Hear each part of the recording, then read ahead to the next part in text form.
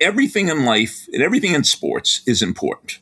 Every practice is important. Every conditioning session, every coaching session, every weight room session, everything's important. Everything is important. Everything is important. But then you're the high school athlete, and then the coach from the college, your dream college, shows up to scout you. Then it becomes special. My theory is we don't want to make anything special. The Super Bowl isn't special. The seventh game of the World Series isn't special. It's just important. Whether you live northeast, west, or south, the best fast pitch info comes from the coach's mouth.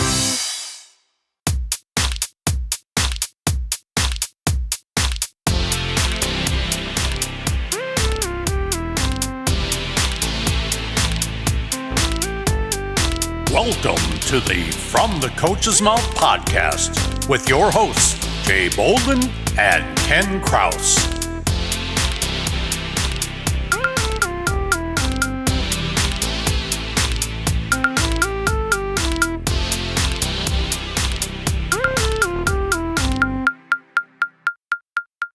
Yes, hello everybody. Welcome to the From the Coach's Mouth podcast.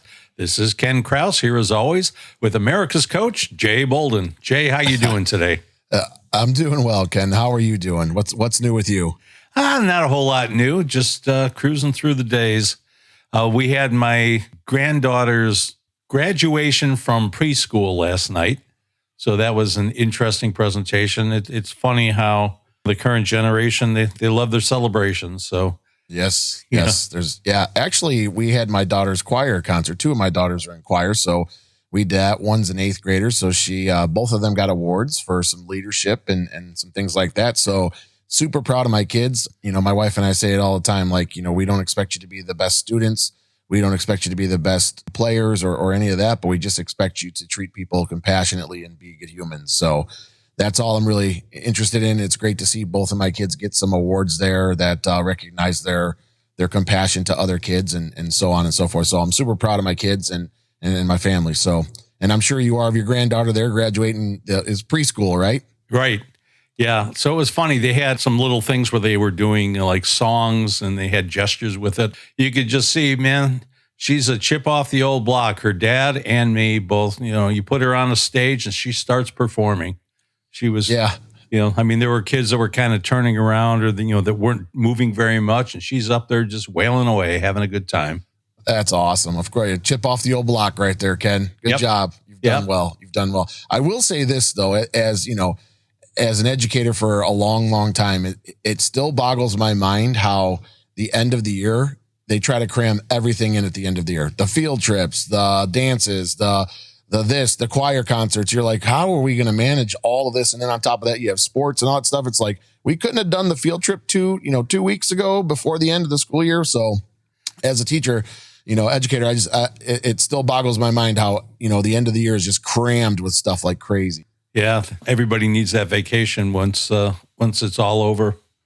Oh, absolutely. Absolutely. So enough of us rambling on here today, Ken. We've got a great guest today. We got to give some people some information about this person. I can't wait to dig in. I think this is going to be a topic that a lot of people are going to want to talk about. And I think it's going to be a great guest as well. So why don't you give some people some information about our awesome guest today? All right. Well, we're thrilled to speak with today's guest, not only for his knowledge, but for his ability to inspire pretty much anybody, but especially athletes, to take actions that will help them greatly improve their chances for success. A former wrestler, he received his bachelor's degree in psychology and PhD in exercise science from the University of Massachusetts Amherst before launching his career as a professor of sports psychology at Montclair State University in New Jersey. Our guest is an author, coach, and highly sought-out motivational speaker who has presented to numerous athletes at the amateur and professional levels, as well as business professionals and the U.S. Military Academy. His Success Hotline offers free daily messages on topics such as how to achieve goals, building mental toughness, and the importance of putting in extra effort if you want to achieve success. Since establishing it in January of 1992, our guest has offered nearly 13,000 messages without missing a day. That idea has since been extended into a Success Hotline podcast and a YouTube video called The Magic Index Card that summarizes the core of more than 30 years of individual messages. Now we have a chance to hear it from him directly. Ladies and gentlemen, please welcome Dr. Rob Gilbert to the From the Coach's Mouth podcast. Welcome. Good morning, Rob. Could I just piggyback on something you just said? You said with your granddaughter and your son and with you put them on stage and you start performing, right? Right. Well, I'm in the business of people. I work with people, you put them on stage and they stop performing. You put it on a crowd and they stop performing. You put them in a clutch situation, they stop performing. And that's what sports psychology, you said it better than I've ever said it. So, since I've had a problem with my weight my whole life, I've noticed there are only two types of people in the world. People who are in this stress, they eat more, and people when they're under stress, they eat less, Yeah. There are only two types of people in the world. People, when you put them on stage, they go all out, and people, they hold back. Yeah. And that's what we want to talk about today. I think the one most important decision you will ever make, and when I ask my students, what's the one most important decision you'll ever make? And they say, oh, where I'm going to go to school, what I'm going to major in, where I'm going to live, who I'm going to marry, am I going to have children, what religion am I going to be, what job am I going to have? And I said, yeah, those are all important decisions. But the one most important decision you'll ever make in your whole life is, are you going to go all out or are you going to hold back? Are you going to give a full effort, especially under stress? Yeah. So we have people like Derek Jeter that he's going to come through. And you have people like Rob Gilbert, he isn't, And the people say, why do you ever get into sports psychology? I said, because I was a poor athlete. No, seriously.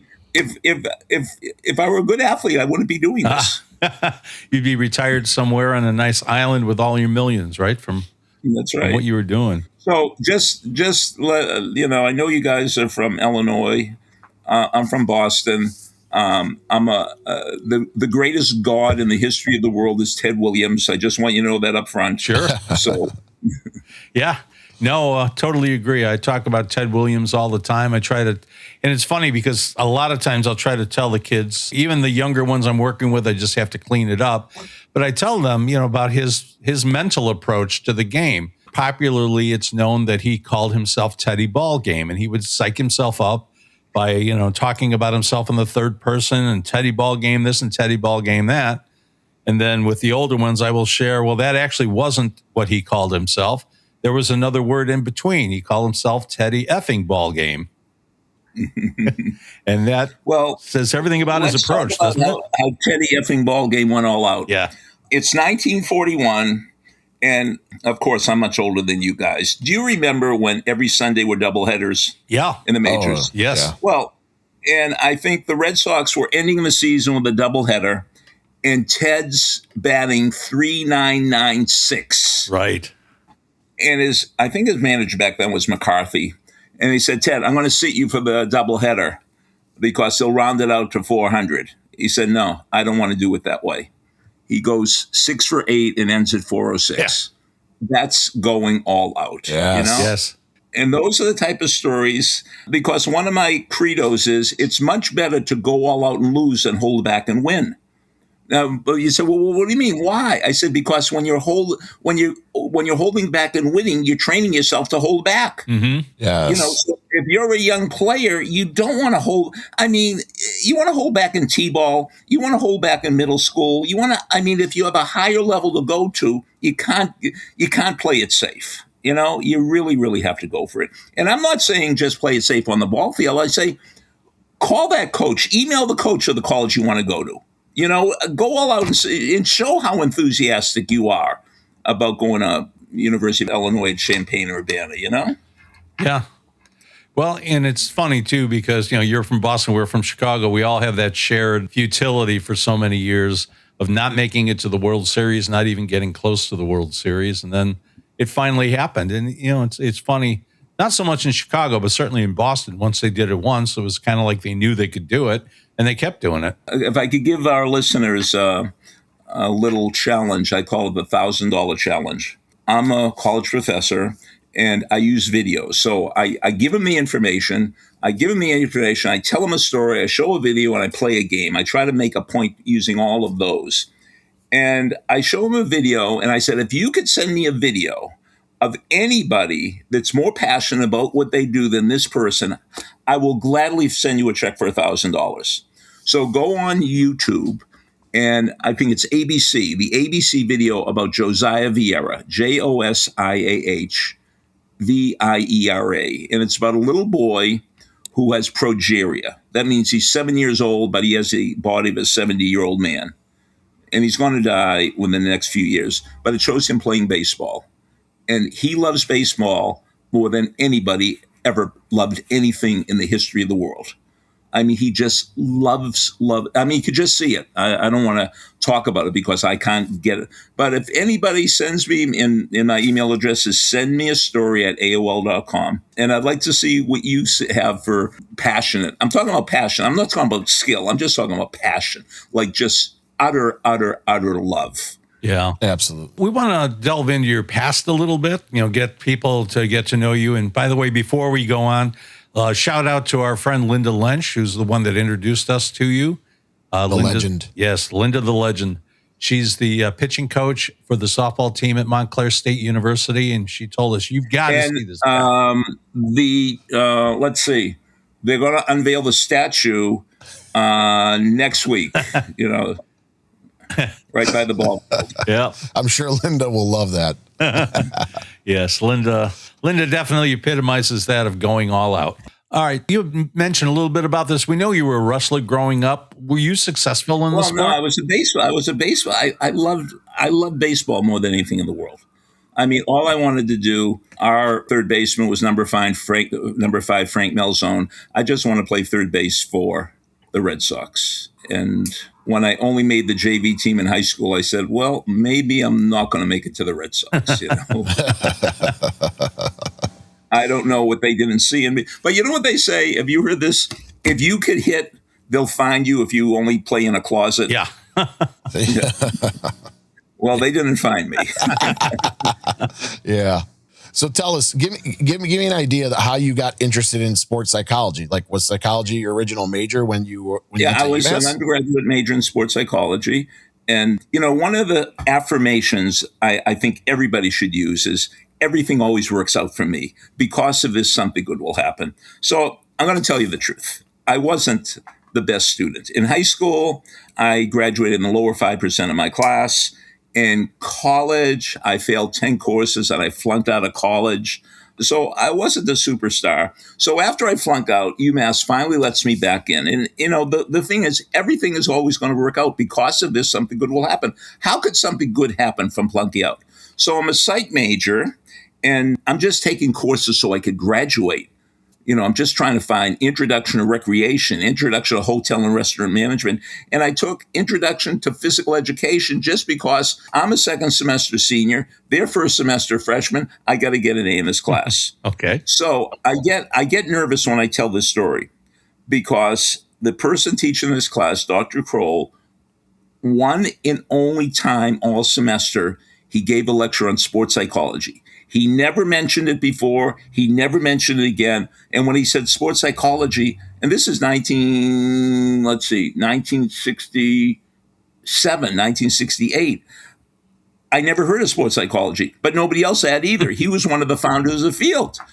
And the thing I get nervous, I say, what if I cut class that day? What if I got class that day? I'd be working at Dunkin' Donuts on Route 9 in Hadley. I mean, I'm serious. So the fact I flunked out of school led me to take this class and led me to meet Dr. Kroll, and he became my mentor for the next 10 years, and I got my doctorate under him. And I didn't do that well in graduate school, but I did graduate. But the way it is in graduate school, it's sort of like coaching, that every job I applied for, I got. And I finally went to Dr. Kroll. I said, Dr. Kroll, University of Maine, Cal State, LA. Why are they hiring me? And they say, don't you understand? They're not hiring for who you are. They're hiring you for who I am. I'm your mentor, and I'm well known. So they said, after your first job, you're on your own. But for the first job, so it's sort of like if you were Coach K's assistant, you that would help you out. So everything always works out, and I think I learned a lot of resilience by failing all the time. Well, and back in those days too, I mean, the solution to everything was rub a little dirt on it, right? You're having some trouble, really. get hurt, rub some dirt on it, Yeah. walk it off. So my life was, there's nothing in the world I love more than baseball. I could still remember somebody sent me a video of, I guess they had something at Fenway Park, and Kyle Yastrzemski was walking on the field. He's 86 years old. And I can remember the first game he played as a rookie with my transistor radio after school, listening to Kyle Yastrzemski. You know? Uh-huh. So baseball is the greatest thing ever. It's great. So how did you get involved in wrestling then? Well, I went to UMass, and just like with Dr. Kroll, when he mentioned sports psychology, there's something internally that the neurons on my brain just started dancing. I never wrestled in high school, and I went to I didn't even know what wrestling was, because back then the inner city schools didn't have wrestling. Chicago had wrestling before the rest of the country. I mean, Chicago, Long Island. So I saw this wrestling match, and somebody said, I want to do that. Now, usually you don't do something you didn't do in high school. But the guy I saw at the wrestling match was a guy named Milton Morin, and he was 6'4", 265, New England wrestling champ, the number one draft choice of the Cleveland Browns in the 68 draft. And the next year I was wearing his uniform. I was a heavyweight for UMass. So strange how things work out. Yeah. I just follow my gut. I loved wrestling. I loved baseball. And now I love talking about, now I don't love the sports as much as I love the stories about the sports, especially the teaching stories. Yeah, no, and I know that you've got a lot of great ones, and we're hoping that you'll share some of those today as we go through. I did want to ask you, your PhD is in exercise science, rather than in a psychology type of field. Why did you choose that? Was it just they didn't have a sports psychology program? Or? Well, so I mean, my grade point average is like 1.9, you know? And I went to Dr. Kroll. I said, Dr. Kroll, you talked about sports psychology. Is there any place I could go to graduate school in sports psychology? And he said, well, you could come here and study with me. I said, no, you don't understand. I mean, I might not graduate. Is there a place in like Wyoming or Utah or something?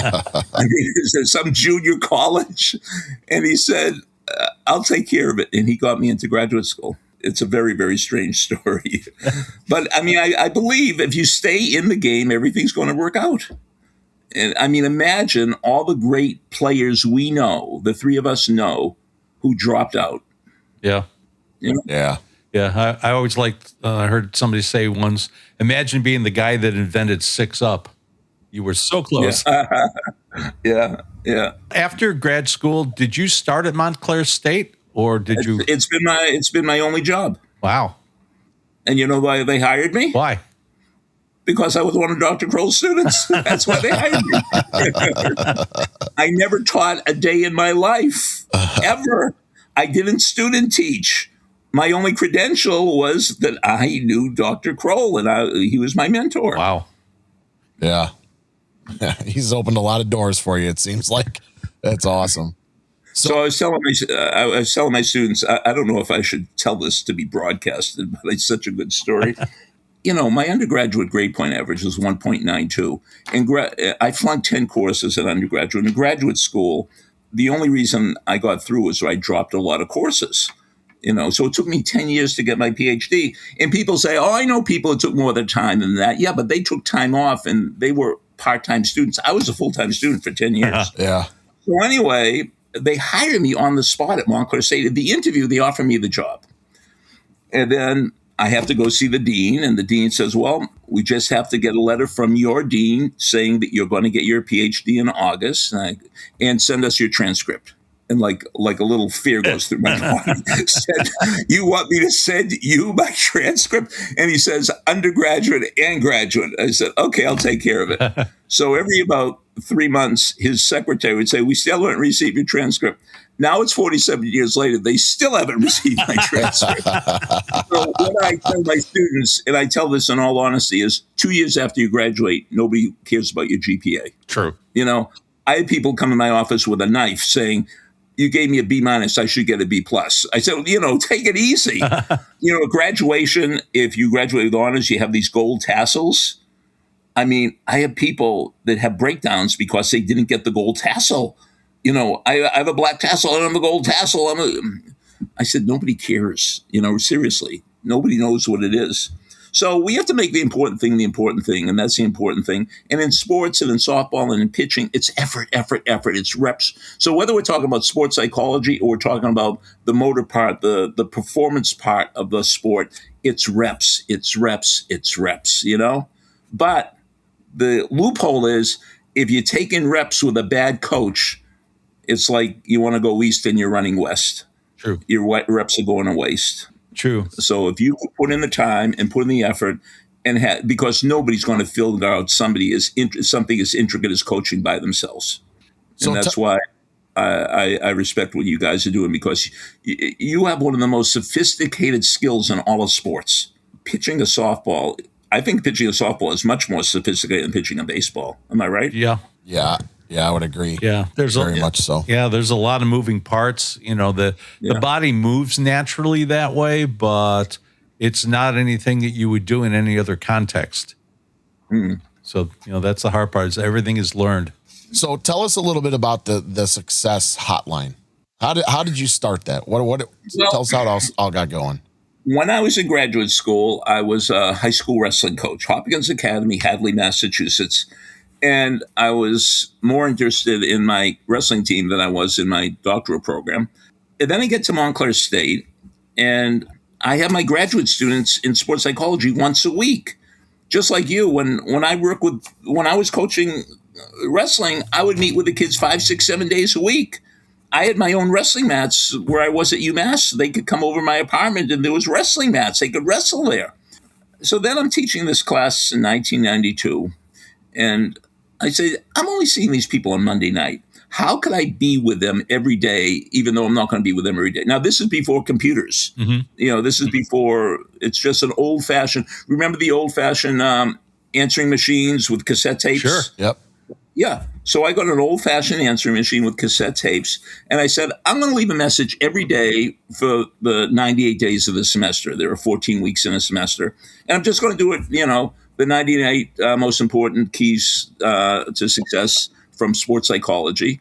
And that was it. I was just going to do it for 98 days, and that was going to be it. And then by the end of the time I was done, people from around the world were calling me.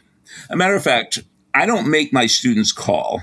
And I have some students who are on the baseball and softball team. I said, you don't have to call my success hotline, but Bobby Witt Jr. calls my success hotline. So if he calls my success hotline, don't you think you should? So every day, and I guarantee that if you call the messages every day for X amount of time, they'll, just like with Dr. Kroll when he talked about sport, you will hear the message. It's sort of like an AA. If you go to AA and you're starting an AA and you have a problem with drinking, they say go to 90 meetings in 90 days. And one meeting in those 90 days, you'll hear a guy telling your story. He said, oh my God, he's just like me.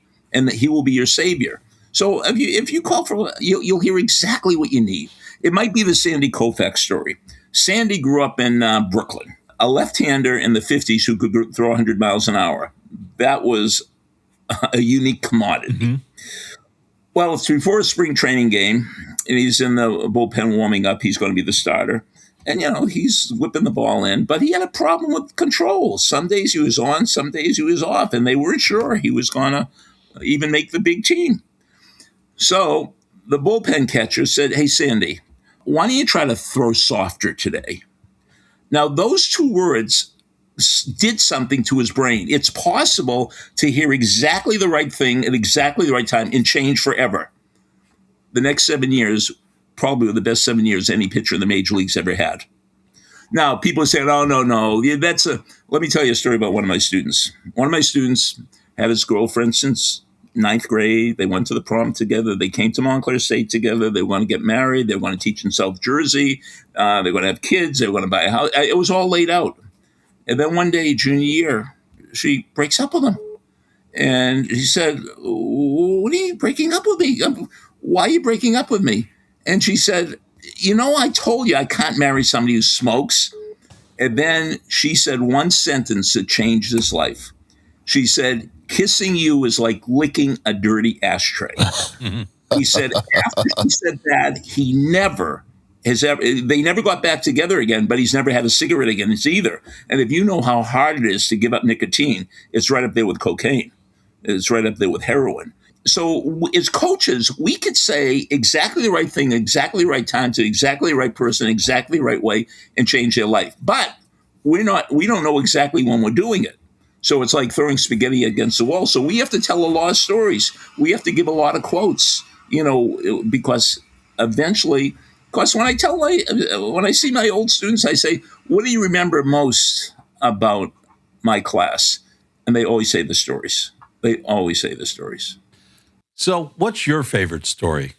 Well, my favorite story is usually the one that I just learned.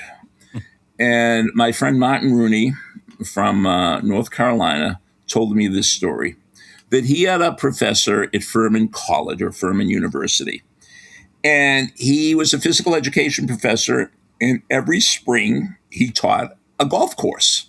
And he could tell most of the kids taking the classes were second semester seniors, and they didn't take his class seriously. So he had to change the format of the class.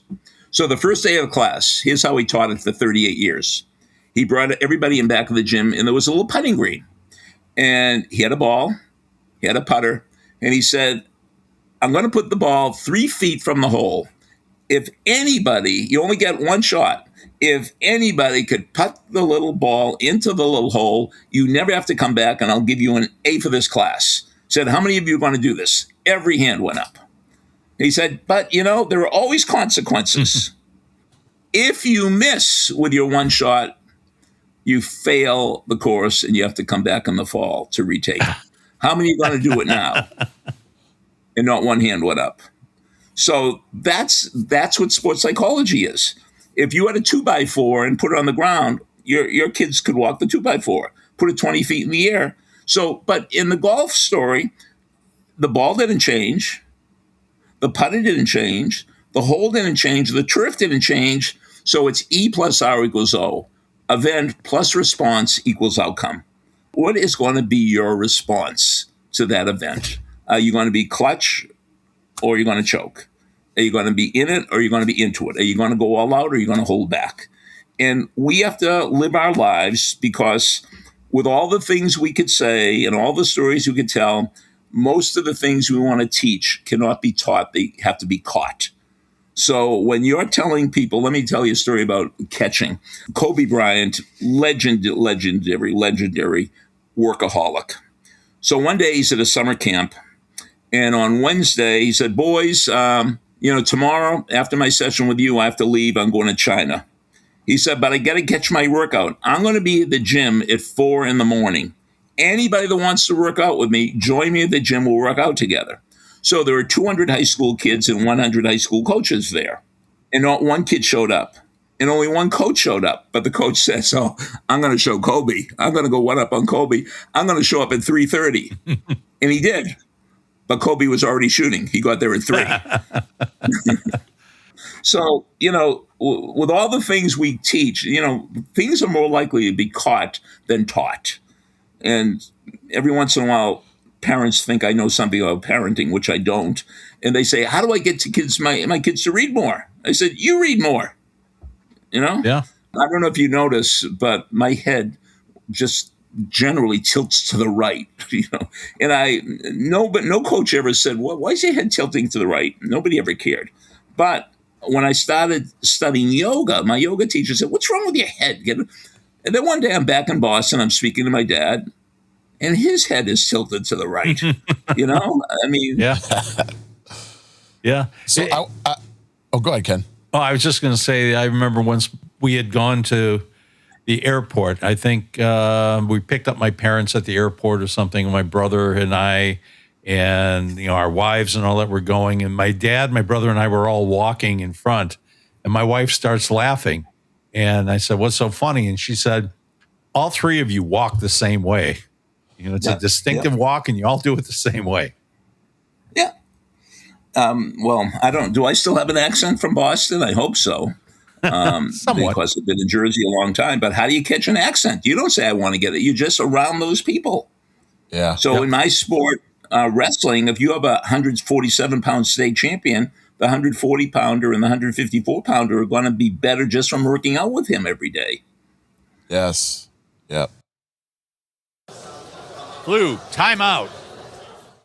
Hey, Jay, on a scale of 1 to 10, how important do you think brush contact is for pitchers? It's pretty high up there, Ken. Probably a 10 since it's hard to get maximum speed or accuracy without it. Yeah, I agree. But have you ever had a student who struggled to get good, light brush contact? Sure, all the time, in fact, especially when they've been taught hello elbow and are trying to throw around their hips, or they're sliding their hips out of the way doing that crazy ninja move. So what do you do when you run into that situation? Keep railing on them until they get it right? I used to do that a lot, but then I learned about a product called Pitch Squeak, Ken. Pitch Squeak? What's that? It's a cool little armband with a squeaker inside of it. Like a dog toy? Yeah, kinda. So how does it work? Well, you slip the armband onto the pitcher's forearm and you set it so the squeaker is where the brush contact should happen. Then, when the pitcher goes into release, she tries to get it to squeak, like this. If she makes it happen, she got brush. If there's no sound, she knows immediately and can make a correction. Wow, cool. So she gets immediate audible as well as tactile feedback. Oh, there you go again, showing off with those big and technical words again. But yeah, she can feel it and hear it. Does it really work? You bet it does. I use it with my students all the time, and it helps them learn how to get brush contact pretty quickly if they practice with it. Sounds neat. Where can I get one? Oh, it's easy, Ken. Just email support@pitchsqueak.com, and Jason, the inventor of it, and a Polygirl certified pitching coach himself, will ask you how many you want and send them right out. I'll do that today. Thanks, Jay. What's that address again? Oh, you bet, Ken. It's support@pitchsqueak.com. One more time for those of you who are listening, support@pitchsqueak.com. And don't forget to mention in the email that you heard about it right here on From the Coach's Mouth podcast, and you'll receive 10% off. Play ball. I want to go back to the success hotline. You've done 13,000 episodes. Did you ever miss a day somewhere in there? No, I never missed a day. Is it difficult for you to find new things to talk about? Here's my theory on that. Tomorrow I have to have a message, okay? And there's nature abhors a vacuum. So there's a 3-minute vacuum for tomorrow, but I know there's a 3-minute vacuum. So something's going to happen today. It might happen during this call. Something is going to happen to fill the vacuum. And people say, well, how can you do it every day? I said, well, do you brush your teeth every day? I was they had a dinner that honored Success Hotline and me. And everybody said really, really nice things. And I was really, really honored. I was really, really touched. And then when it got time for me to speak, I said, this is wonderful that you all showed up and you all said such nice things. But let me tell you the truth. Everyone is here and everybody said nice things. And I only did it for 3 minutes a day. I mean, it's only 3 minutes a day. It's not like I've been in 2 hours or 3 hours. It's only 3 minutes a day. So, I'm amazed that it gets so much. But the whole thing is the consistency. And I've done it from hospital rooms. I've done it freezing in Vermont. I've done it under anesthesia. Another analogy is I speak to a young woman and I say, how many children do you have? And they said, I have 3 children. What's the youngest? She said, well, I have a 2-year-old. I said, well, when it was a little infant, did you never not check in on it for a day? Did you ever go 24 hours without seeing your little baby? He said, what, are you crazy? I said, well, that's Success Hotline's my baby. I have to check in with it every day. But let's talk about the importance of how that could translate to the coaches listening. I think one of the most motivational things that anybody could do, and one of the most inspiring things, and one thing that will increase self-esteem, is starting a streak. Because always you said, I'm on a streak that's almost 13,000. It's impossible for me to not do a message tomorrow. It's impossible. I mean, just like it's impossible for me not to drink water, it's impossible for me not to. And so I think we have to have streaks that bring positivity. It could be streaks like praying. It could be streaks like a gratitude journal. It could be streaks like the Ray Lewis. I talk about the Ray Lewis challenge. You get a deck of cards, you shuffle. Well, let me tell you the story behind the Ray Lewis challenge. The Hall of Fame linebacker for the Baltimore Ravens. So he's 8 years old down in Miami. He comes home from school, and his mom's in her room crying. And he knew exactly what happened. Her boyfriend beat her up again.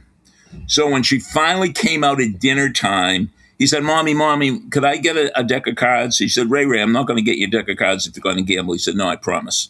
So she went out, got him a deck of cards. He shuffles the cards, and whatever card he turned over, he did that many push-ups.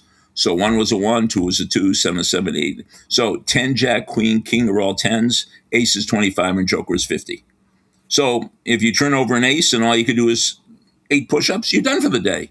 So you do it every day. And it doesn't have to be push-ups. It could be burpees. It could be sit-ups. It could be anything. It could be curls.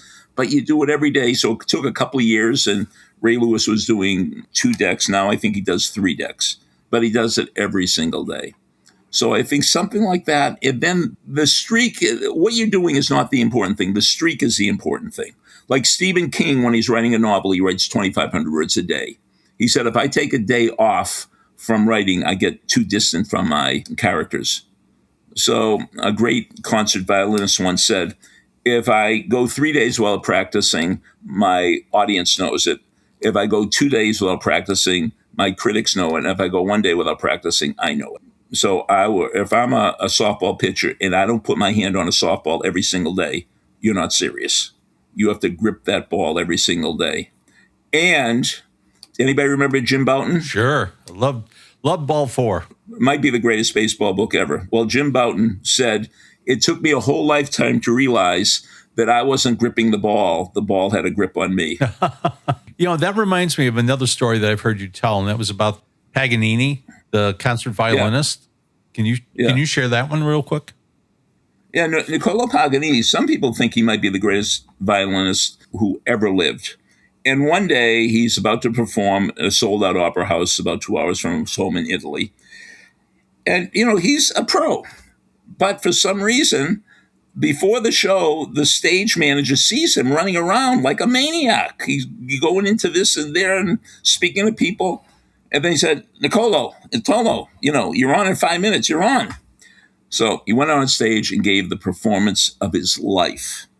Then he's all cool, calm, and collected and back in his dressing room. And the stage manager came in. He said, Niccolo, what was happening before the show?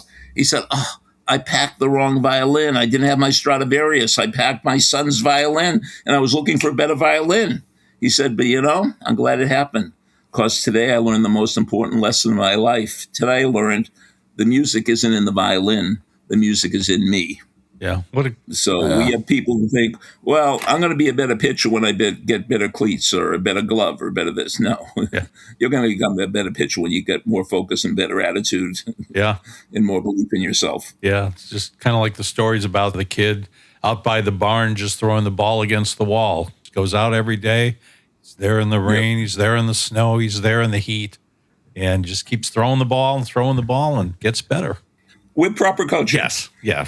That is an important part of it. So let's switch gears a bit. One of the biggest problems that athletes will have in sports is the yips. Everything's been going well. You've worked hard. You're in a groove. You've been doing all these things. You're on a streak. And then suddenly, for some unknown reason, it just goes away. What causes the yips, and what can you do about it? Well, the real answer is nobody knows.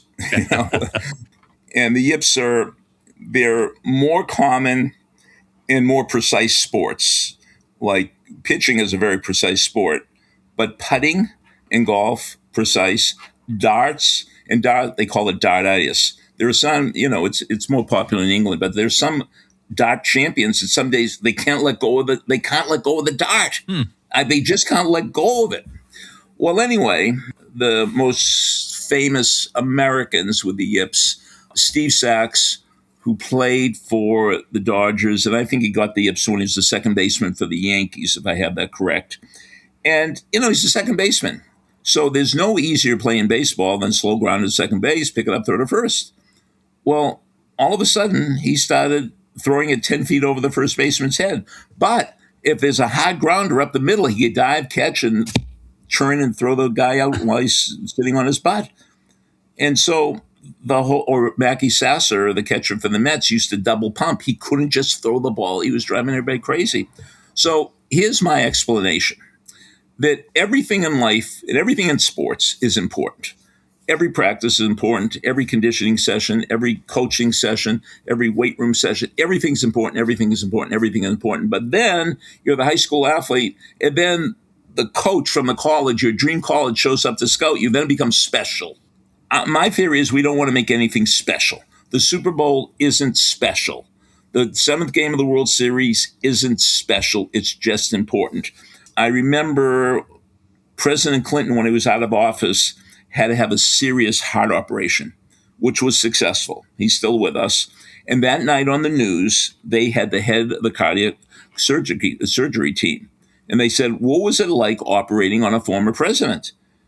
And the doctor said, well, we knew it was President Clinton, but we treated him like any other patient. So everything is important. Nothing is special. And as soon as we start special, we could become very, very, because we're starting to think too much. I don't know if we could do this. I don't know if we played the game. Did we play the game with a word when I did a session with you before? Not sure. I don't think so. I'm gonna write down a word. Oh, yes. Yes, I do remember it. Do you remember this, Jay? Yeah, but that's okay. Let's do it again anyway. Yeah. Okay. Well, I'll play the game. I'll tell you how to play the game. So if you have an aunt or uncle that's really, really into golf, and say, Uncle Max, do you remember the longest drive you ever hit? And I said, oh, yeah. I said, remember where you were? Yeah, I was at this driving range, and for the first time I hit a ball over 300 yards. I said, well, how'd you do it? Now, if they just took a lesson, they say, well, the pro told me to move my knuckle here. It's not going to work. But most times they'll shrug their shoulders and they'll say, I don't know, I just hit the ball. And what I'd like you to do is to start watching interviews with athletes. After they perform well, they always say the word just. All of sports psychology, if there were a pyramid of sports psychology, the very, very pinnacle of the pyramid is the word just. When we could say we're unconsciously competent, we're doing it without thinking. See, most people think sports psychology is about thinking positively. It's not. It's about not thinking. It's about being in the zone. It's like when we drive. If somebody swerved into you, you wouldn't think positive. You just react. So that's why we need the reps. So one of the stories I really, really, really love is I'm watching the 2012 Olympics in London. And every Olympiad, the Americans have great female gymnastics teams. But this year we had a great male gymnast. It usually doesn't happen. And so he's an all-around guy. There are 5 events. And before each event, his coach comes up, puts his arm around his right shoulder, whispers something quickly in his ear, and lets him go. And the guy is a superstar. So I'm going nuts. I said, what's he saying to him? What's he saying to him? What's he saying to him? And finally, they did one of these up close and personals on him. And the coach was his coach, but the coach was also his father. And it's been his coach his whole life. And from a very early age, they had this ritual. He would put his arm around his son and would whisper, trust your training. And I think those are the 3 most important words in sports psychology. Trust your training. When you train hard enough and well enough, and you work out and you sleep enough and nutrition, and you put everything together, then you could trust your training. That's why you want to work hard and practice. So the day of the event, you could trust your training. And you don't have to make it a big deal. But if the first time you give your violin recital is the first time you ever gave a violin recital, don't expect to give a good violin recital. So we have to practice. We have to do what pilots do. They're in simulators. They once asked Neil Armstrong, the first man to step foot on the moon. They said, what was it like the first time you stepped foot on the moon? He said, what do you mean the first time? I did this thousands of times in Utah. He simulated. And so we have to simulate. And we could do that. And we have to put our athletes under pressure. You say, okay, Sally, let's play this little game. I want you to get 9 out of 10 strikes, okay? They don't have to be your best pitchers, just 9 out of 10 strikes. And if you don't, you're going to have to wash your parents' car for the next 4 weeks. You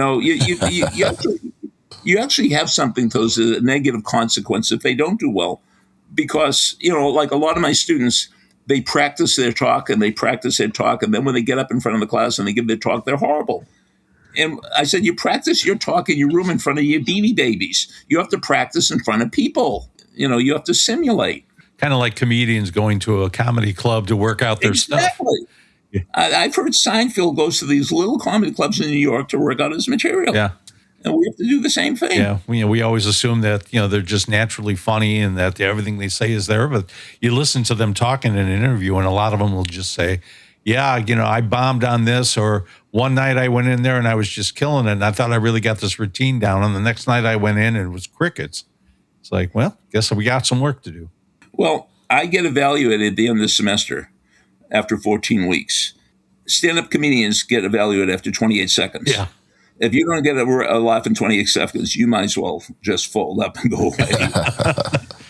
All right, I wanted to ask you about something. You like to talk about the formula of A plus ST plus GOYA equals R plus or minus.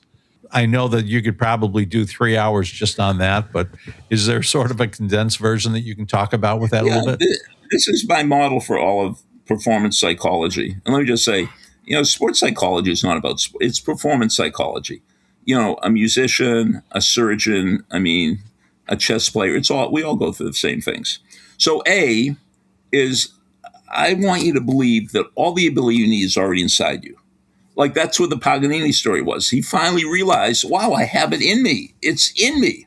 We are not lacking ability. We are lacking strategy. We have the ability inside us.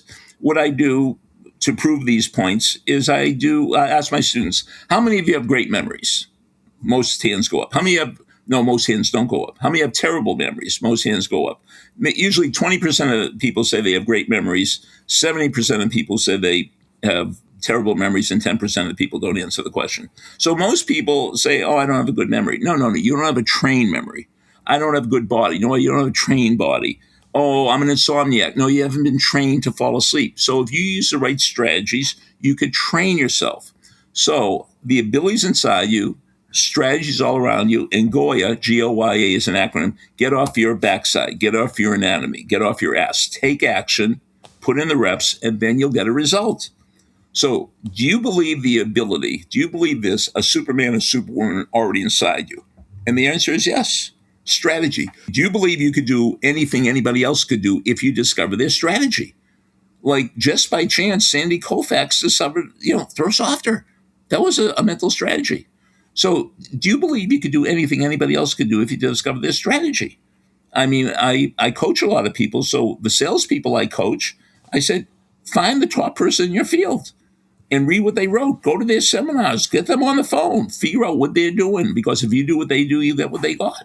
So, Goya, can you get rid of this little voice in our mind that says maybe, if, impossible, try, what if, whatever, and just do it, So you could have the ability, which you do. You could find the strategy, which you can. But then if you don't, they say a person who can read but doesn't has no advantage over the person who can't read.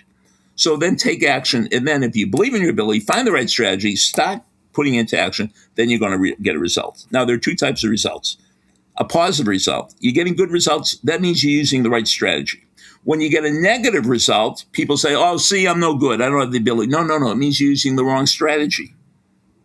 So if you go to Weight Watchers and every week you're losing 2 pounds, you say, wow, Weight Watchers works. What you mean is this strategy works. And if it doesn't work, you say, oh, just like me, I can't lose weight. There's something wrong with me. No, it's not the right strategy for you. So I've been successful in most everything I've done in my life. Not tremendously successful, but successful in my little world, except for one thing. There's a thing with former wrestlers. A lot of former wrestlers have problems with their weight. And I've had a problem with my weight. And to pat myself on the back, I've tried everything. You name the diet, I've been on it. I've been on Weight Watchers. I've been on and nothing. Overeaters Anonymous worked, but nothing ever worked full time all the time. So then about 3 or 4 weeks ago, I heard the former head of the Food and Drug Administration talk about these GLP-1 drugs like Ozempic. And I didn't want to take that because I can remember Fen-Phen and other drugs that just didn't work out.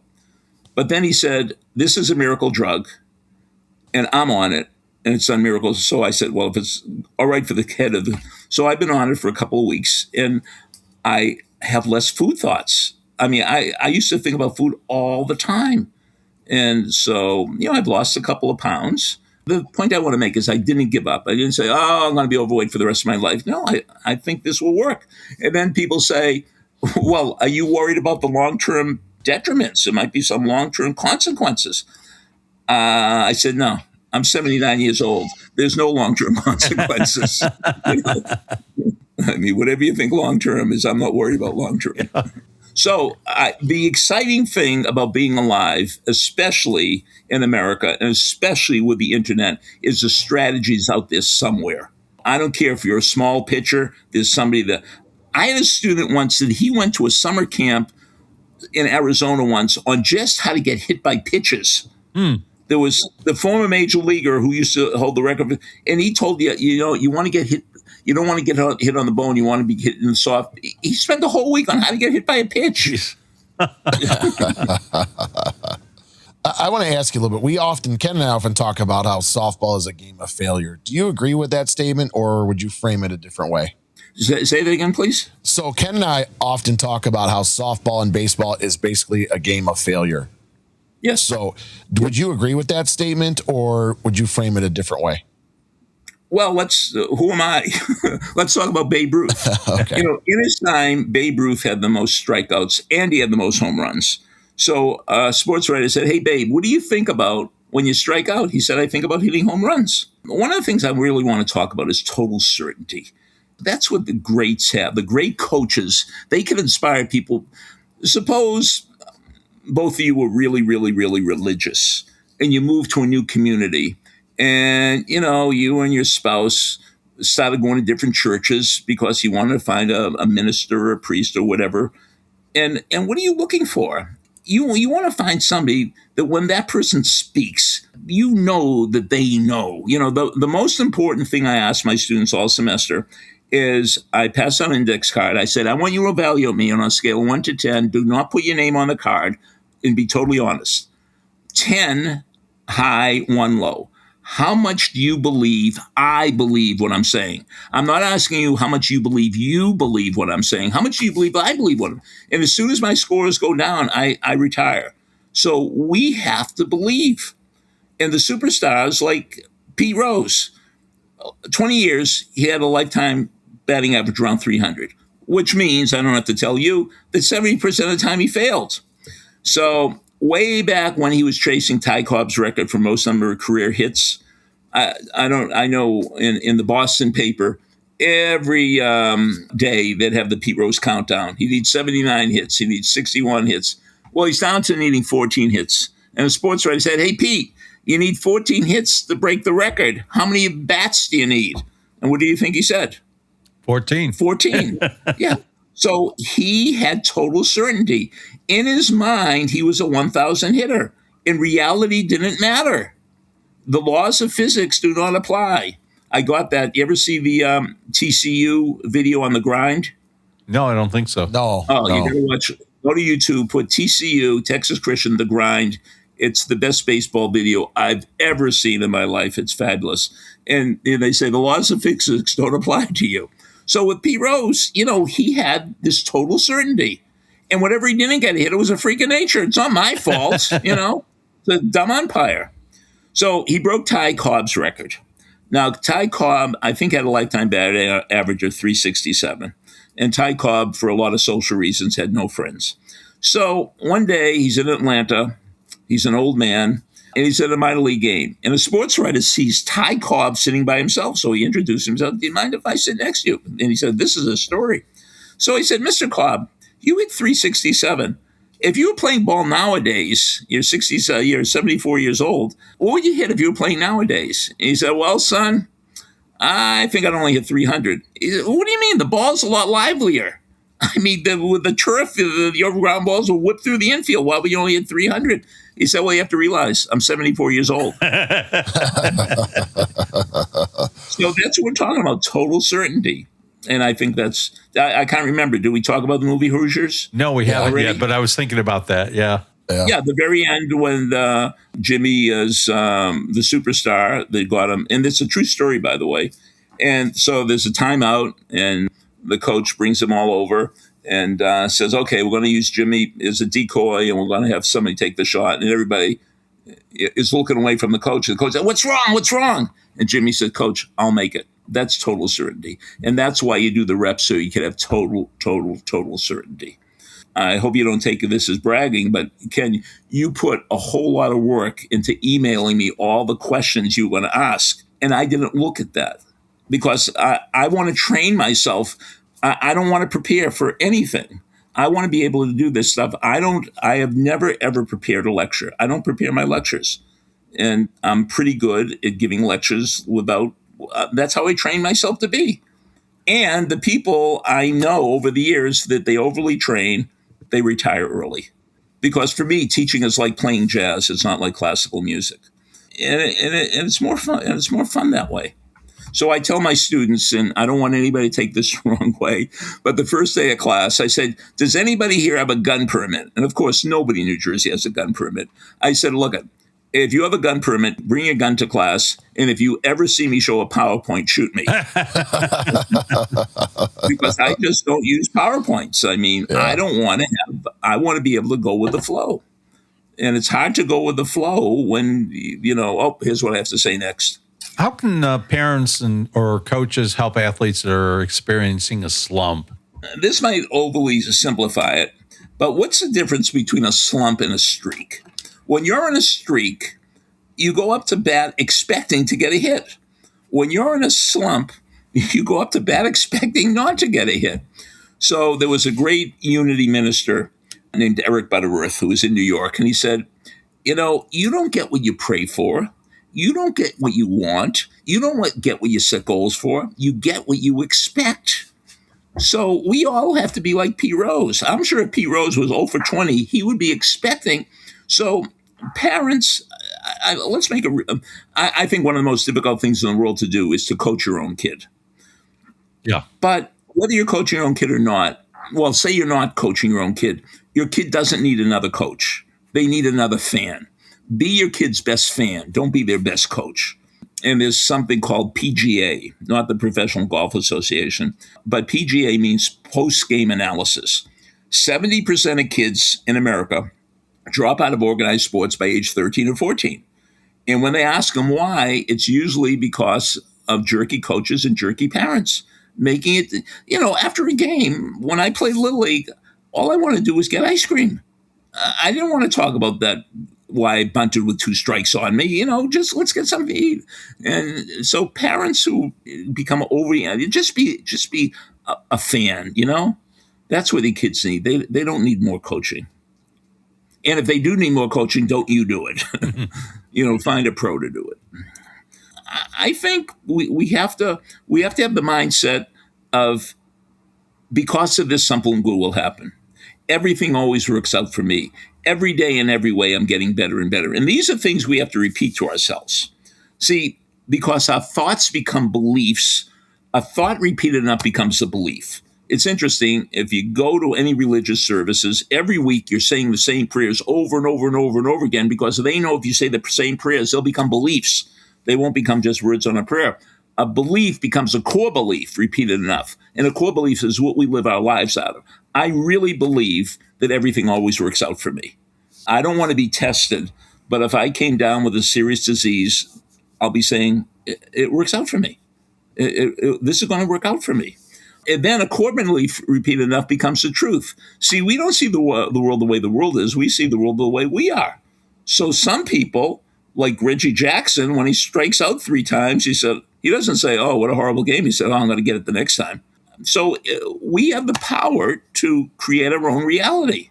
And so you could see baseball is a failure game or a success game. I'd rather look at it as a success game. So, Rob, I want to share a story with you, and I use this with my pitchers all the time, right? They'll have a negative, like a bad game or a bad inning, or they're struggling. And so they'll come in, we'll have a lesson, or I'll be working a bullpen with them, and I'll say, hey, there's a book by John Gordon called The Positive Dog. I think it's called The Positive Dog. And it's these 2 dogs that are both in a shelter, and the one dog goes out, and it's like, oh my goodness, look at this. The sun's not out today. The food here is terrible. It's just got this whole negative attitude of like, oh, no one's ever going to pick me and blah, blah, blah. And then I say, there's this other dog that goes outside at the same time and goes, oh, look at the sun's coming out. And oh, look at today we get to run around. And oh, look at, we get to have all this fun today. And I'll look at, and then that dog ends up getting adopted. And so I try to share that story with my players and say, you got to feed the positive dog. If you're feeding the positive dog, that's where it is. Okay, so that pitch wasn't exactly what I wanted, but man, it had really good break on it. And man, I felt really good during that pitch instead of, oh, that didn't do what I wanted. That was terrible. I can do better. And so I try to get them to feed that. I always talk about feed the positive dog. Be that dog that goes out there that's trying to get adopted and just is enjoying that moment there. So I just want to share that because I feel like what you're saying there is huge. Like before you go up to bat, say, I'm going to hit the ball. I'm going to do this. I'm going to do this. I'm going to make the play instead of, oh man, I hope I don't strike out. Right? Is that something that's exactly. Yeah. Exactly. We wouldn't go and get in our car and say, oh, I'm going to get in an accident today. Yeah. Right. You know? Right. Yeah. Well, let me tell you a story that hopefully you could use. There's a Native American boy and he's 8 years old. He's having every night he has nightmares. There's nightmares about these two wolves that are fighting to the death. A good wolf and a bad wolf. They're killing each other, but he wakes up and he never knows who's going to win. So he goes to his grandpa, the wisest person he met. He tells him about his dreams and his nightmares. And he said, Grandpa, can you tell me who's going to win between the good wolf and the bad wolf? Who's going to win the fight? He said, of course I can. He said, well, who's going to win? He said, the wolf that you feed. Yeah. The wolf that you feed. So, we have to feed ourselves. It's sort of like if we have a garden and we plant celery seeds, we'll get celery. If we plant carrot seeds, we'll get carrots. If we plant celery seeds, don't be upset when you don't get carrots. Mm-hmm. So if you plant negative thoughts, don't be upset you don't have a positive attitude. Of course you don't have a positive attitude. Yeah. And I think we have to be undoubtedly positive. We have to always look at, we'll get them next time. And because, the whole thing, and it really, really upsets me, how could people take baseball and softball, the most beautiful game ever created, and not have fun at it? Yeah. Hopefully you're on grass and hopefully it's a nice day, but even it's not, it's just such a fun game. And I still work out. As a matter of fact, I took up a new thing. I tap dance. I've been doing that for about a year and a half. And some days I don't want to go to tap dance, and some days I don't want to go to the gym. And some days I tell myself, there's going to be a day in my life that I'm not going to be able to do it anymore. So I was just speaking to somebody on the phone this morning, and he's a great coach. He said, the thing that drives me to be a great coach is I don't want to be a coach. I want to be out there doing it.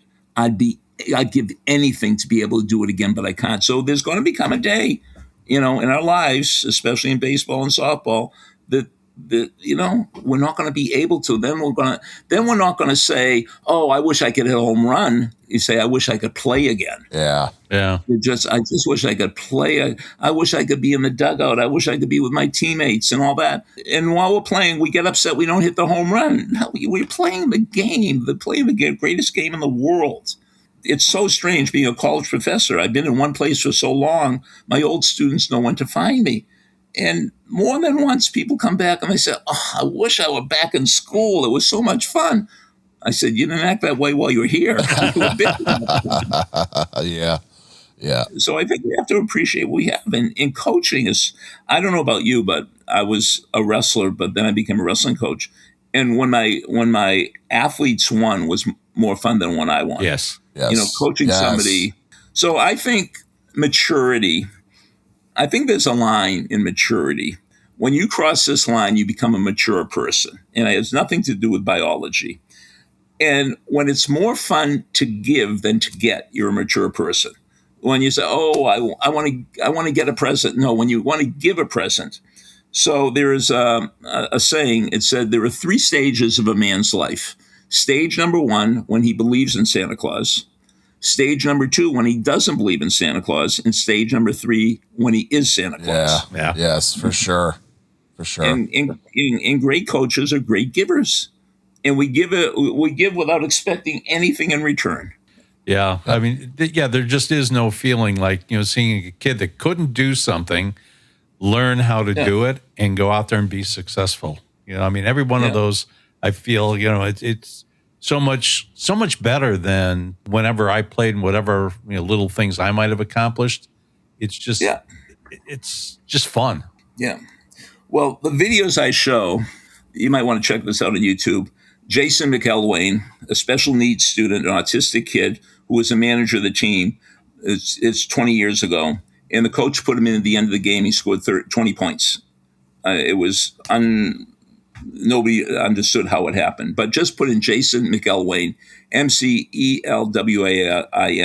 Ben Coleman, kid with cerebral palsy, he's on the cross-country team. Kyle Maynard. And when I show these videos, I say, who's the hero of the Jason McElwain story? And everybody, oh, Jason McElwain. And somebody said, no, the coach. Because if the coach didn't put him in on senior night, there would never be a story. So the coach is really the story behind the story. Yeah. If the coach didn't give this kid an opportunity, if the coach didn't let Ben Coleman, the kid with CP, on the team, they would never win an Academy Award-winning Emmy for his story. Yeah, and I think you had mentioned Hoosiers earlier. I think one of the other really important lessons out of that movie is when the coach has them go and take the tape measure and just hold it up to the basket. That's right. That's the defining moment. Yeah, it's the same game. The only thing is then when everybody's going to the locker room, Gene Hackman turns to his assistant and said, "Wow, this is a big gym." Yeah, they were filmed it where it actually happened, the Butler Fieldhouse, nice. Butler University, and that's the way it used to be. If you could boil your entire career down to one key lesson, what would it be? Wow, what a great question. One key lesson. Well, I would hope that people didn't make the mistake that I made when I was younger, before I learned about sports psychology and positive psychology. When I was younger, I thought that people were better athletes than me because they were blessed. They were just more athletic, and kids got better grades because they were smarter, and people were better musicians because they were talented. And now I realize that the better baseball players train more. The better students studied more. The better musicians practiced more. I grew up in the era. Do you remember Tony Conigliaro? Sure. Tony Conigliaro. He was my age, and he was my age. He was my hero. He went from high school to the Red Sox without any minor league interference. In his first at bat at Fenway Park, he hits a home run. To make it even better, a couple of years later, he's playing left field and his brother Billy is playing right field. I mean, they grow up outside of Boston. And so I was on a baseball team in high school, but Tony Conigliaro was on 4 or 5. His father would take him from one game to another game to another game to another. He trained more than I did. So you could say he was taller or this or that, but it all comes down to training. We could train ourselves. I don't believe that there were smart kids. I've never had a dumb student. I've had lazy students, but if you have the right study tactics, you could do spectacularly well in school.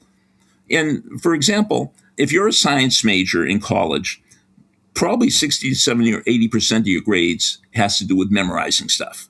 If you're an English major, they want to see how creative you are. If you're a science major, they want to see how much you know. And so we want these kids to have all these facts memorized, but we never teach them how to memorize. I've never had a student that took a course on how to memorize stuff. I've had a lot of students that are totally stressed out. We don't have classes on how to relax. So we have people going around saying, oh, I'm an anxious person. No, you're not. You're not an anxious person. You're a person who's never been trained in relaxation. Oh, I have a bad memory. No, you're not. You're a person that's never been trained in memory techniques. Oh, I'm weak. Yeah, we've never had a good strength coach. So I believe with the right strategies, anybody can achieve anything. And that's what I know now that I didn't know then. And that's why I think I like teaching this stuff, because I'm thinking that I'm teaching myself.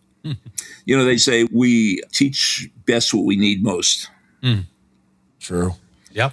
Now, the ultimate question is, I'm 79 years old, and if I had a chance to have the career I've had, or if I could have been the third baseman for the Red Sox. So do you know who John Grisham is, the writer? Yes. Yeah.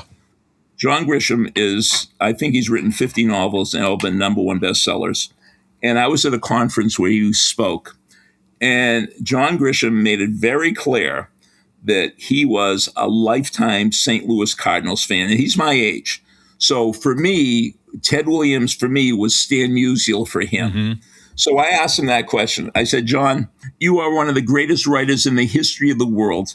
If God said, John, I'll give you a do-over. You could either be John Grisham or you could be Stan Musial. What would you want? You could relive your life as either John Grisham or Stan Musial. He said, oh, no, I'll be John Grisham. And I said, why is that? And he said, well, I'm 79 years old and Stan Musial retired 40 years ago. So I'm still doing what I'm doing. Yeah. So I feel the same way. By the way, Stan Musial is one of the great trivia questions of all time. He had the same exact number of hits on the road as he did at home. Wow.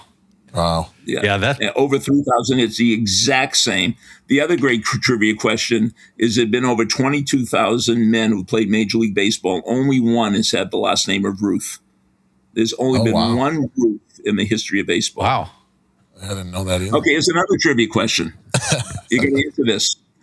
Of all the cities in the country with pro franchises, what city, all their pro franchises have the same color scheme? That's a tough one. Oh. Nobody's got this in under 30 minutes. Yeah, I know it's not Boston. I don't know. That's a tough question. No idea. Well, I don't want to ruin anybody's enthusiasm, so I won't tell you. I have to go dig it up now as soon as we're done. So, No, but it's just fun to.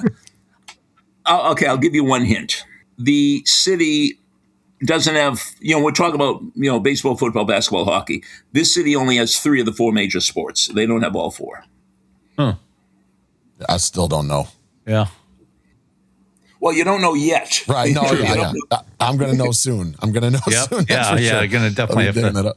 Thank goodness at least we have Google to probably make it a little easier to find. Yeah. So can I give my success hotline number? Yes, by all means. I was going to ask you about my that. My success hotline number that I mentioned before, Josh Young for Texas and Bobby Wood Jr. call it. Bobby Wood Jr. has called it ever since high school when his coach had him call it. So the number is 973-743-4690. 973-743-4690. Let me just think of it. Well, here's one of the stories I tell most often. It's a riddle. Because if you're listening to this and you tell somebody, oh, that was that guy they had on, that was pretty thought-provoking, I don't take that as a compliment. Because I'm not in the thought-provoking business. I'm in the action-provoking business. So if I said something today and it caused you to do something different, then I did a good job. If I'm just a storyteller and the stories have no, I want to tell a story like the Sandy Koufax story where things change. So this is a riddle. There are 3 frogs sitting on a log, and one frog decided to jump off the log. How many frogs are left on the log? So 3 frogs sitting on a log. One frog decided to jump off the log. How many frogs are left on the log? You want to take a stab at that one? Sure. Jay, you want to go first? Because I know the answer. I'm a fan. I'm going to say 2. Yeah, and that's what everybody says because 3 minus 1 equals 2. But, but the real answer what's is the answer? 3. Why? Because the frog decided to jump off the log, but he didn't take an action. Yeah, there's a big difference between the decision. Yes, very nice. Yeah, I just used that one a couple of days ago with one of my students who's needs a little mental game bolstering, and I'm just trying to get her into the right mindset. So the most difficult exercise to do at the gym is opening the front door. Yeah. Yes. It's a stop that starts most people. The other thing I like to talk about is I do personal coaching, and I do personal coaching in 3 ways. First of all, I do a 4-hour seminar, I should say, that you pick a specific topic, and by the end of the 4 hours, you'll know as much about this topic as you possibly learn in 4 hours. Then I work with people 30 days. I coach you every day for 30 days on whether you want to improve as an athlete, you want to learn more about sports psychology, you want to become an expert in relaxation, focus, whatever.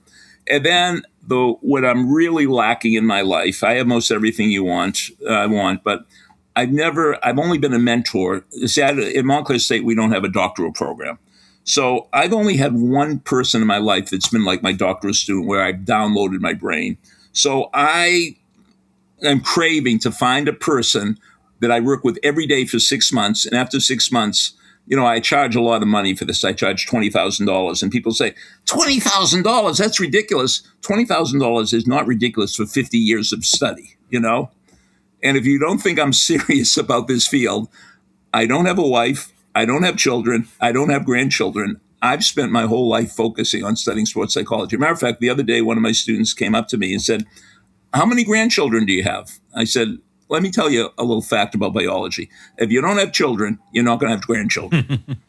And he said, really? So my number, if you want to get a hold of me, and the guarantee, one of the things I'd like your listeners to do, my guarantee is if you ever are giving a talk and need a story, or teaching a class and need a story, or you need a story or an activity for a team, feel free to call me up, 973-985-4138. 973-985-4138. So if you call me up and say, well, I'm speaking at an athletic awards banquet in 2 weeks, could you help me with my talk? I'd be happy to. But I like it when you say, it's 2:00 and the athletic awards banquet is at 6:00 and I have no idea what I'm going to say. That's more fun for me. Awesome. So one other thing I want to recommend to people that are listening to is that you also have the Success Hotline podcast, which is a collection of a lot of the a lot of the old ones are there. And you can find that on Spotify. You can find it on Apple Podcasts. I think pretty much anywhere you get your podcasts. Yeah. I've been listening to a lot of those, and they're just amazing. So, check that out, Success Hotline. Let me just leave with, there's a game, and this game has never failed me. Now, the bad thing about the game is you're going to need at least 20 or 22 people on the game.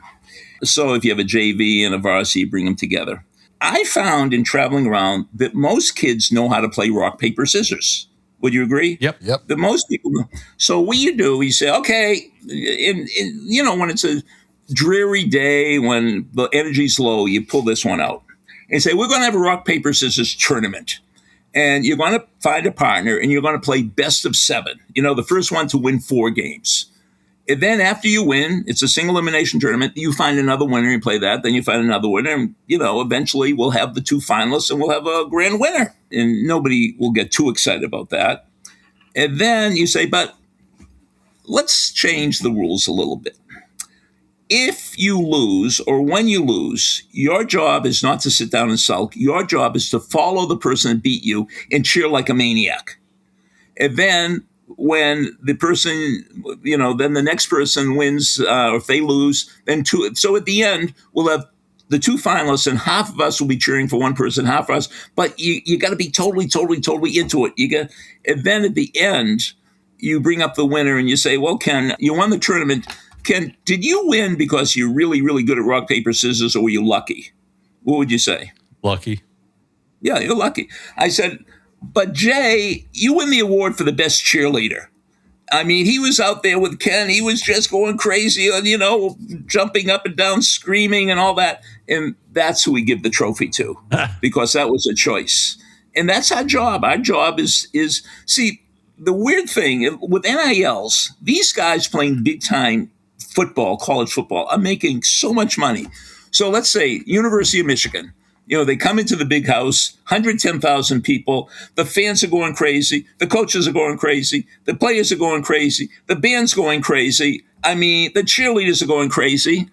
And then by the end of the third quarter, if Michigan is losing by 34 points, you can see these guys on the bench with their head down.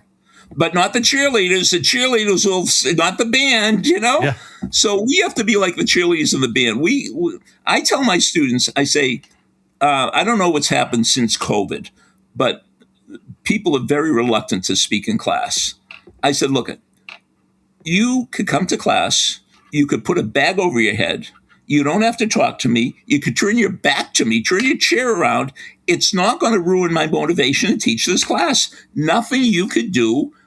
And in sports, are you going to let the score take away your excitement, enthusiasm? I mean, you're playing in front of 110,000 people on national TV and your head's down. Are you kidding me? Yeah. Rob, we really appreciate all the time you've given us today. I know you've got to get to classes soon, but I do have one more. No, classes are real. Well, no, I teach a graduate class tonight. Okay. But I do have one more question for you. Yeah. So And you mentioned being a Red Sox fan. What do you think their chances are this year? Well, I'm hoping for a great story because I don't think it's going to be a great season. There's a lot of things in the Boston press that, it's really, really sad in pro sports when you get the feeling that the fans are more invested than the owners, Yeah. And the Red Sox have made some, how did they do that? I just don't understand. Are you trying to kill me? Yeah. I was the world's greatest Ted Williams fan, but when Ted Williams was about to retire, I knew there was a guy for the Minneapolis Millers, number 8, Kyle Yastrzemski. I knew he was coming up. And it's not like that in sports anymore, and especially in college sports when NILs. Yeah. I mean, everything is. I'm more interested in the stories than the statistics. I used to be in this. I couldn't tell you how many games the Red Sox are out because I don't want to know. But it's still a great game, and it's like every day. I wish I could tell you, but there was a guy named Gilbert. I think he was pitching, and the ball came back, and he got it trapped in his uniform. Did you see that video? Mm-hmm. Yeah. I mean, so they say if you see a baseball game, you'll see something you've never seen before in your life. Yeah. I saw somebody sent me a video. A guy, it was a rundown between first base and home plate. Did you see that video? And the guy got away and ended up on second base. There's so much fascination in the game, and I love listening to sports talk radio. And here's the thing. I'm in New York area now, and it's much more fun for me when the Yankees lose and the Red Sox win. Yeah. Awesome. Well, let me just throw out a conspiracy theory.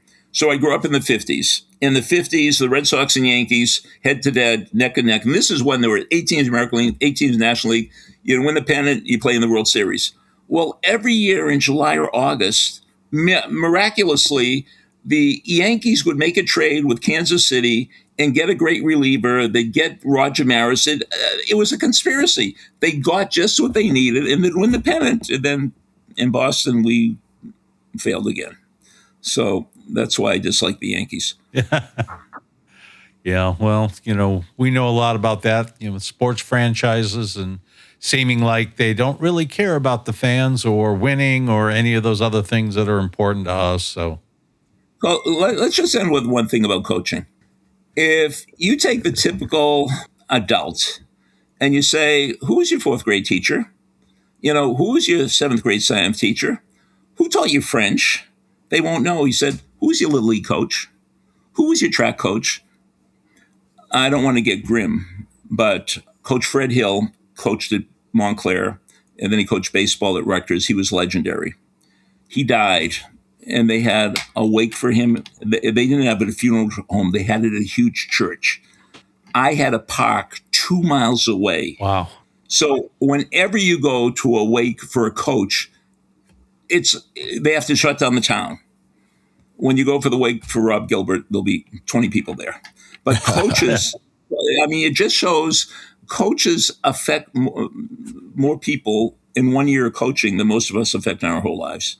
True. Agree. It's amazing. Again, I know I've had that experience where one of my former players is getting married, and all of a sudden I get an invitation to the wedding, and it's like, wow, there's a life that I must have touched. Yeah. I haven't done anything with this girl for 10 years, but it was important enough to her to go. So. Yep. So always like that, and I always try to give a good gift. All right. Well, thank you, Rob. Again, we really appreciate all the time you spent with us as, dropping these knowledge bombs, these wisdom bombs. I appreciate your enthusiasm. I've been listening to the Success Hotline now since I learned about it, been listening to the podcast and all that. And it's quick, it's digestible, 3 to 4 minutes usually on the great messages. Hotline. Yeah. But it gives you things, food for action. Right. I didn't say thought. No. Well, that's it for us this week. Thanks to all of you for listening and the kind words you've been sharing with us. If you like what you're hearing, please remember to give us a like, leave a comment, and share this podcast on your social media channels. Make sure you never miss an episode by following us on your favorite podcast platform. And if you're so inclined, you can also leave us a great review on Apple Podcasts to help more people find us. On behalf of the From the Coach's Mouth podcast, have a great rest of your week and weekend.